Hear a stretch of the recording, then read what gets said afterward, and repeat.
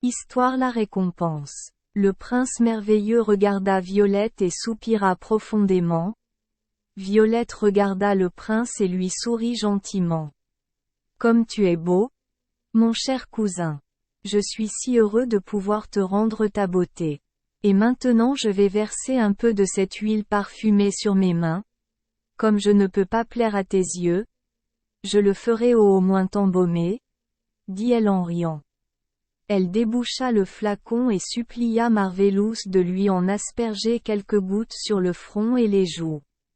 Le cœur du prince était trop plein pour que les mots suffisent. Il prit la fiole et obéit à l'ordre de son cousin. Leur surprise et leur joie furent indescriptibles en voyant que dès que l'huile touchait le front de Violette, les cheveux disparaissaient et sa peau reprenait sa pureté originelle et sa blancheur éclatante. Le prince et Violette, en voyant la vertu de cette huile merveilleuse, poussèrent de grands cris de joie et coururent vers l'écurie où ils aperçurent Agnella et Passerose. Ils attirèrent leur attention sur l'heureux effet de cette huile parfumée que leur offrait la fée. Tous deux se joignirent à leur bonheur. Le prince pouvait à peine croire à l'évidence de ses sens. Et maintenant, rien ne pouvait empêcher son union avec Violette, si bonne, si dévouée, si tendre, si belle, si bien constituée pour le rendre suprêmement heureux. La reine pensait au lendemain, à son retour dans son royaume qu'elle avait abandonné depuis 20 ans.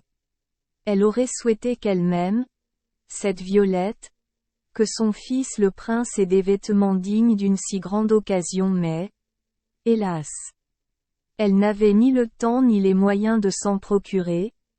Ils seraient donc obligés de porter leurs vêtements grossiers, et de se montrer ainsi à leur peuple.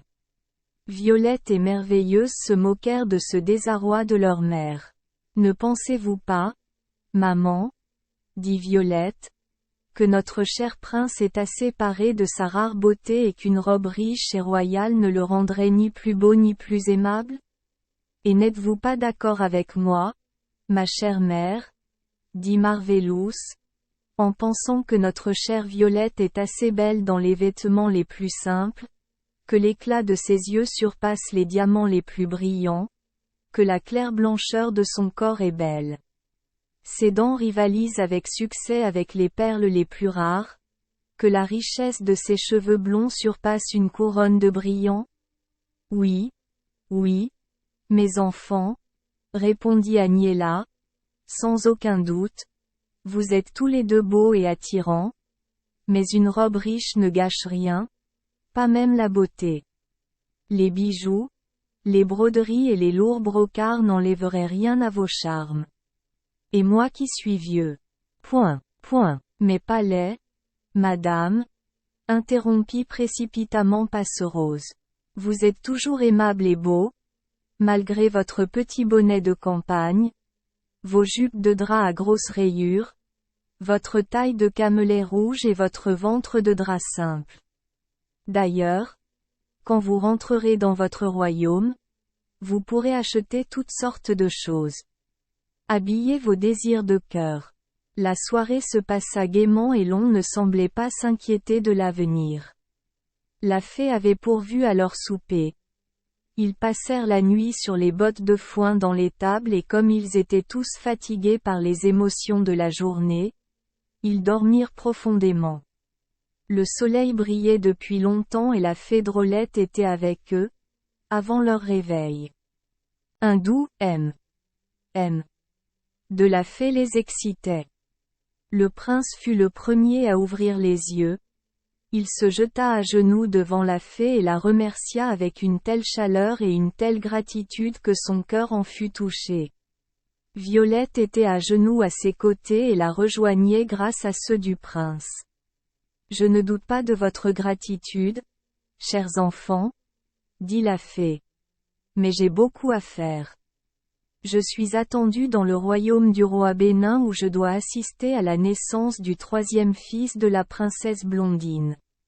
Ce prince doit être l'époux de votre première fille, le prince merveilleux, et je suis résolu à le doter de toutes les qualités qui lui obtiendront l'amour chaleureux de votre fille. Et maintenant, je dois vous conduire à votre royaume. Je reviendrai à temps pour assister à votre mariage. Reine, continua-t-elle, se tournant vers Aimé, qui venait d'ouvrir les yeux, nous allons partir immédiatement pour le royaume de votre fils. Êtes-vous prêts, vous et votre fidèle Passerose, pour le voyage? Madame, répondit la reine avec un léger embarras, nous sommes prêts à vous suivre, mais ne rougirez-vous pas de notre tenue, si peu digne de notre rang? Ce n'est pas moi qui rougirai, reine, dit la fée en souriant, mais c'est vous qui éprouverez cette sensation de honte. Mais je remédierai aussi à ce mal. En disant cela, elle décrivit un cercle avec sa baguette au-dessus de la tête de la reine, qui au même instant se retrouva vêtue d'une robe de brocart d'or.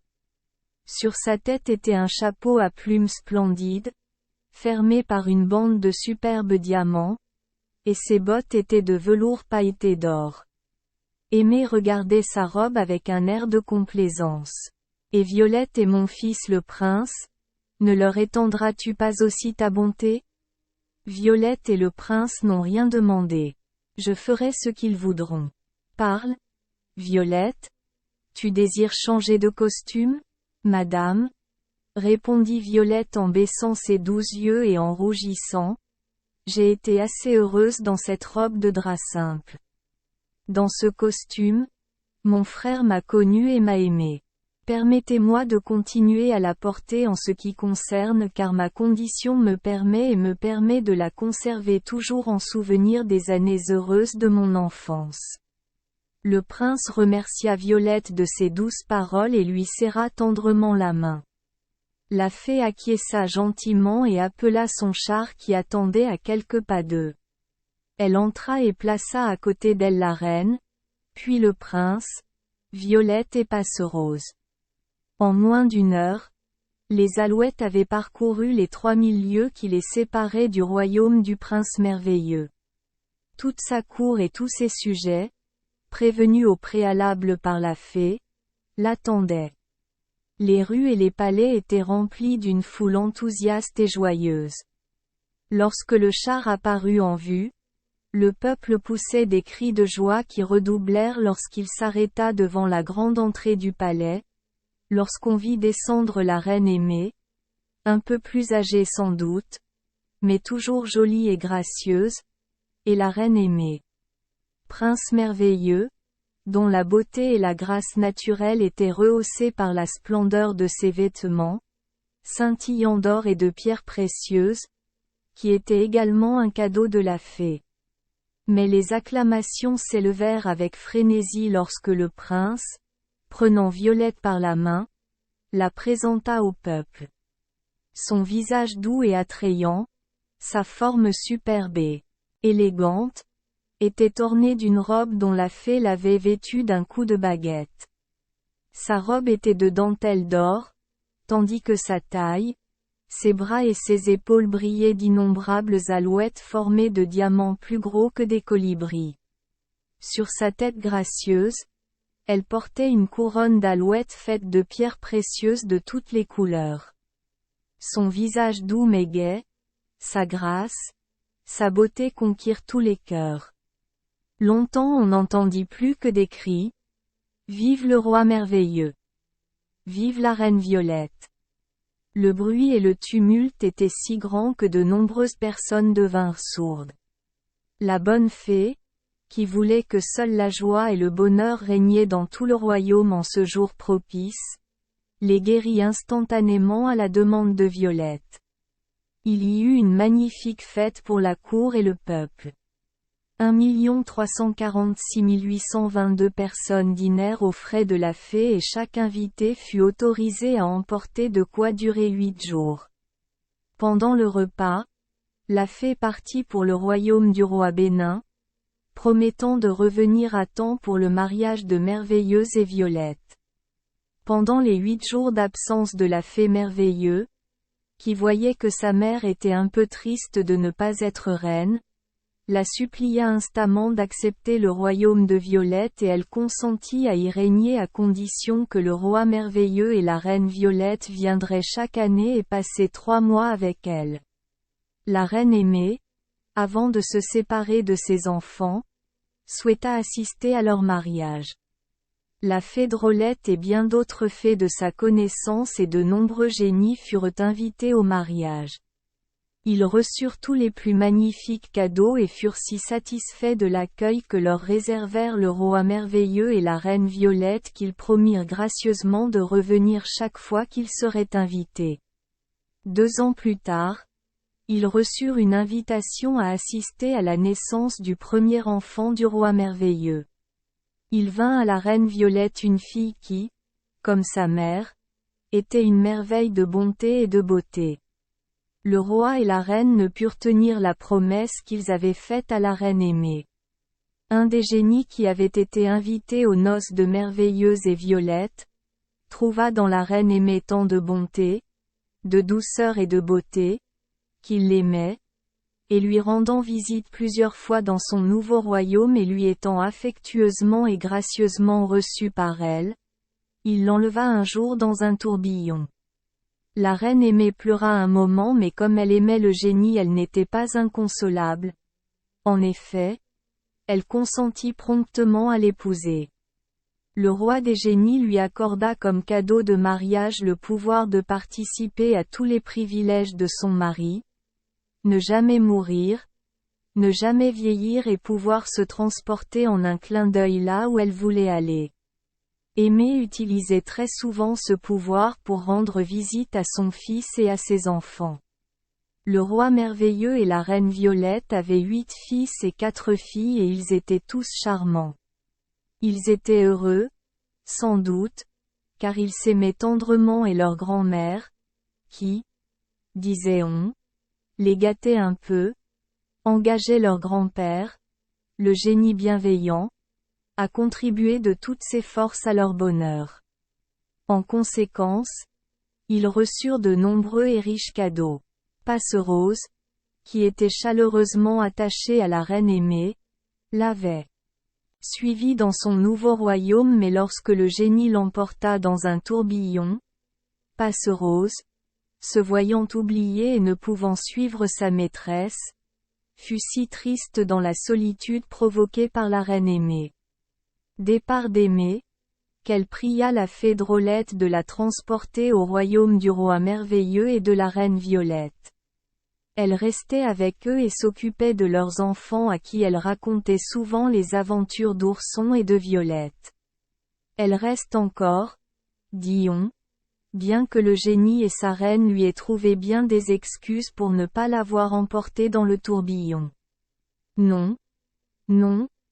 Répondit Passerose à toutes ces explications. Restons comme nous sommes. Vous m'avez oublié une fois, vous m'oublierez peut-être une autre fois. Ici, mon cher ourson et ma douce Violette n'oublient jamais leur ancienne nourrice. Je les aime et je resterai avec eux. Ils m'aimèrent et il prendra soin de moi. Le fermier, le surintendant et le maître de forge qui s'étaient montrés si cruels envers Ourson furent sévèrement punis par la fée Drôlette. Le fermier fut dévoré par un ours, quelques heures après avoir chassé Ourson. Le surintendant fut congédié par son maître pour avoir lâché les chiens, qui s'enfuirent et ne purent jamais être retrouvés.